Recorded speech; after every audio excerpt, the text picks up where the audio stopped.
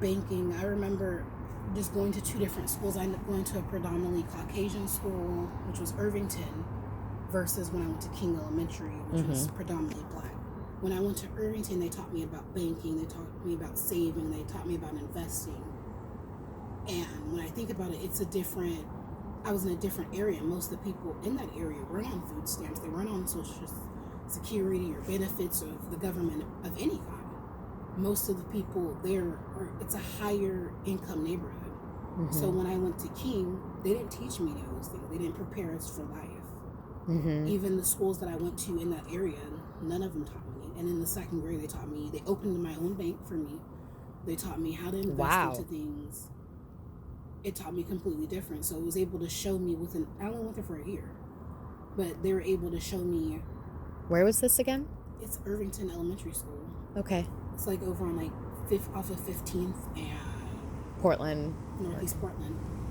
But it's only about a 10-minute, 15-minute ride from King. But going to that school, they give you a better opportunity because they show you those type of things. A lot of people don't know about investing and where to put your money. I'm good at investing. I'm extremely good. I put in $50 into investing somewhere. It ended up being $1,500 before I moved out. That's cool.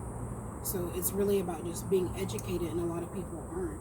A lot of people think that because I went to King, like I'm educated in Black history because it's a predominantly Black school, but they stuck to 3 people. I learned about Coretta, Martin. Of course. Rosa Parks.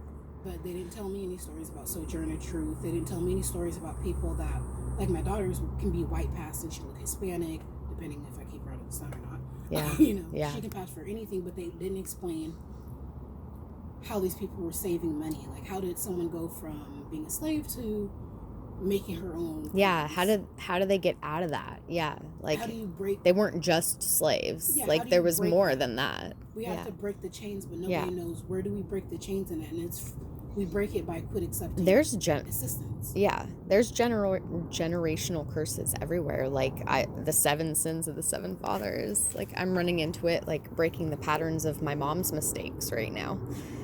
But all it takes is for us to remove one thing. And I know it's hard for people to think, like, why would I say no to Section 8? I've turned down Section 8 every time they've offered it to me. They've offered it to me at least 10 times. Really? They've offered it to me at least 10 I was times. looking into it. Why? I've turned it down because they limit your income. Oh. So let's say you're living in a Section 8 housing and they do like... It's good for short term, but not long term. Exactly. Yeah. They do... You can move anywhere you want after you stay with them for a year, so that's a benefit. But there's a difference between having housing and having Section 8. Like housing where they have it so that they pick where you live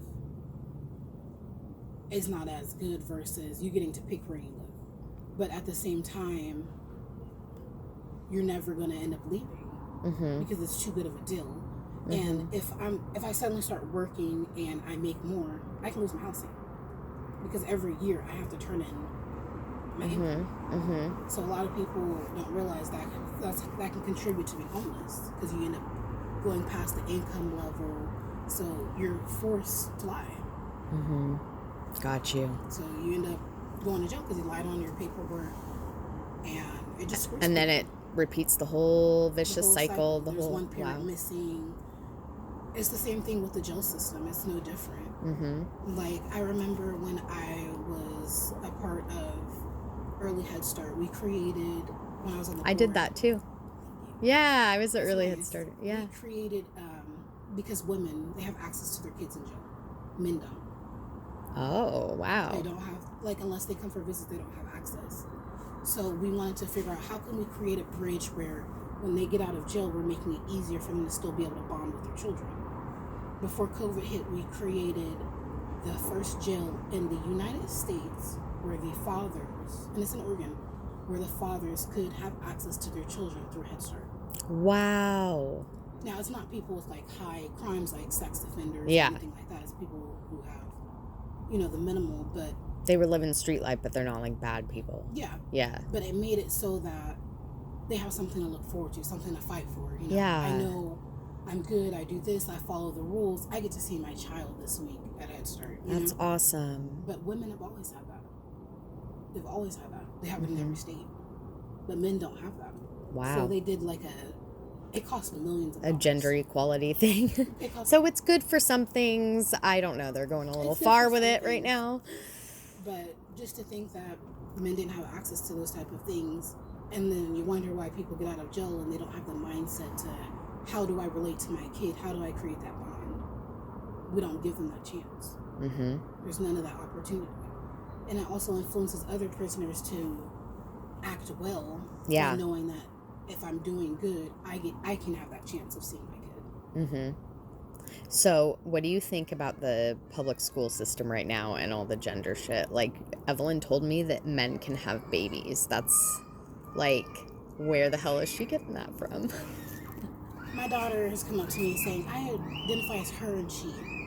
And I'm okay with that, but I think it should be at a point where the kids are able to identify who they are. Yeah. It shouldn't be where they're that young, where when my daughter was 5, they're telling her, you can be whatever you want. That's fine if you feel that way, but it should be something where it's confusing. If you were born with a penis or you're born with a vagina, just that, why do we have to complicate it? They're children. Yeah. I don't know. That's where I stand, but. I mean, like, she grew up where, you know, my sister had a partner that went by he or him, but to her, that's how she was raised, seeing that person, you know.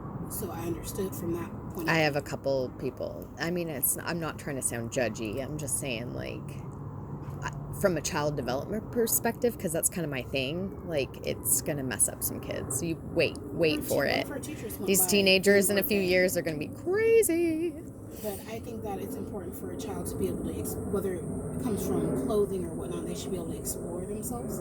But it shouldn't be more so you're late because they're dressing this way and they're more comfortable. And I was a tomboy growing up. Yeah, so that doesn't mean that during that generation, they would have identified me as them or they or he or him, just based off the way I dress. Yeah.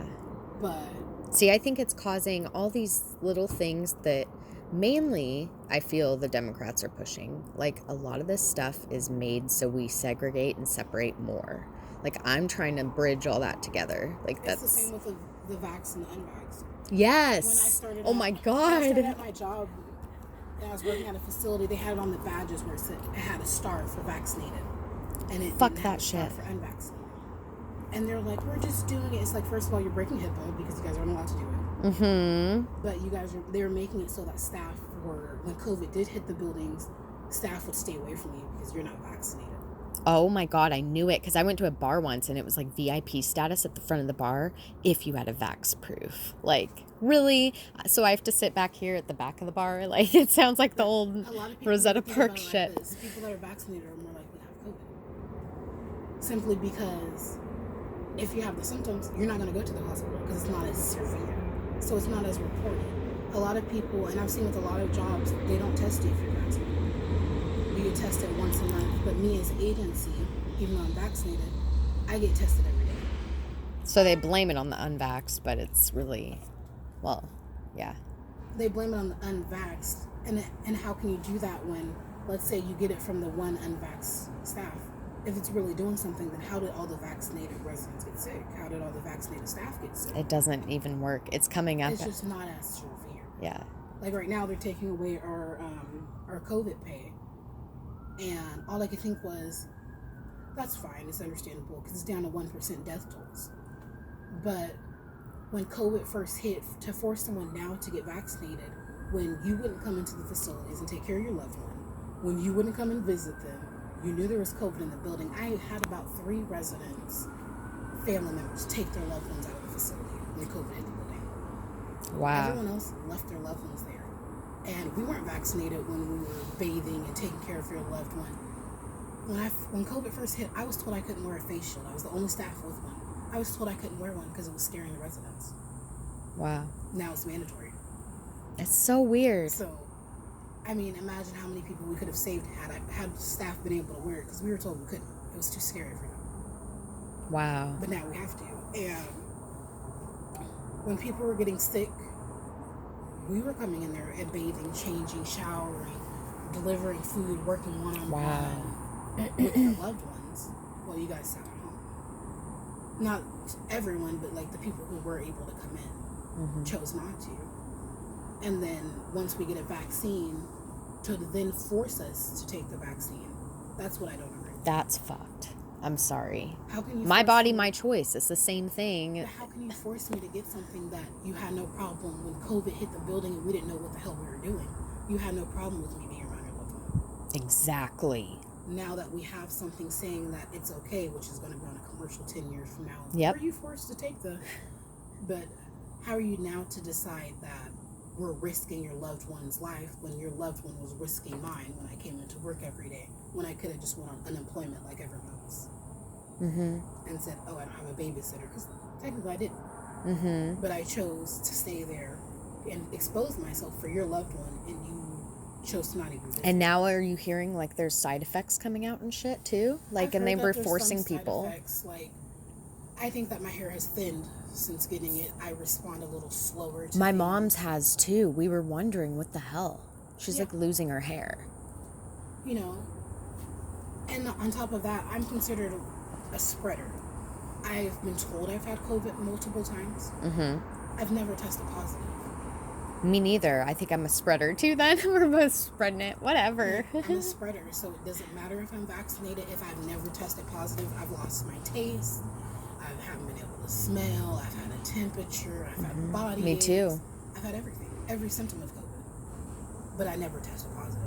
And because I never tested That's positive... That's why the COVID isn't even... I swear, it's just like a cold or a flu. I think that people just get so paranoid that it makes them sicker. That's my theory. I don't know. Because... And we're all anxious and we're all isolated. Of course we're all going to be sick. Yeah, but the government doesn't tell a lot of people. When COVID first hit, and staff members were testing positive, and then residents started testing positive, we had staff members working in the COVID units who were positive. We had people with COVID actively working because we didn't want to give them unemployment. So oh my God. Oh my God. So you're going to work the COVID unit whether you're sick or not. So the question is, was your loved one re-getting COVID? Because you can get it after. People think, and they don't test you after.